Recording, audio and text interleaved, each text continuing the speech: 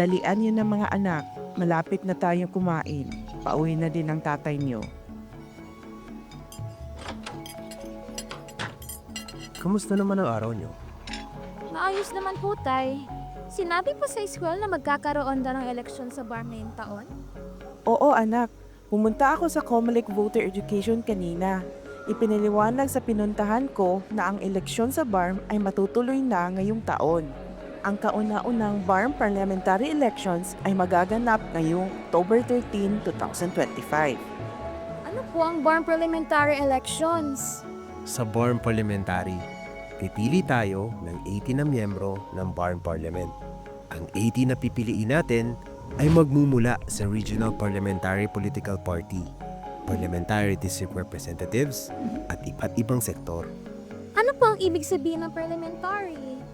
Ang natutunan ko, sa isang parliamentary government, binoboto ang mga miyembro ng parlamento. Kapag nahalal sila, pipiliin ng mga miyembro ng parlamento wala sa kanila ang pinuno ng gobyerno. Sa kaso ng BARM, ito ang Chief Minister.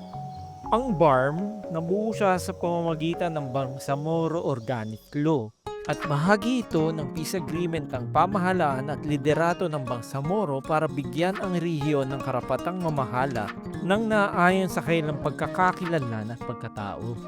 Matagal na itong pinagtrabahuhan bago ka pa pinanganak. Pinili ng Bangsamoro ang parlamentong uri na pamamahala upang sila ay magkaroon ng makabuluhang boses pang siwa ng kanilang teritoryo na naaayon sa kanilang tradisyon at kultura. Isa pang mahalagang bagay, may batas laban sa political dynasty sa BARM. Kaya rin hinihikayat ang mga grupo na bumuo ng partido na nakatuon sa prinsipyo at advokasya at hindi lamang sa apelyido ng tumatakbo.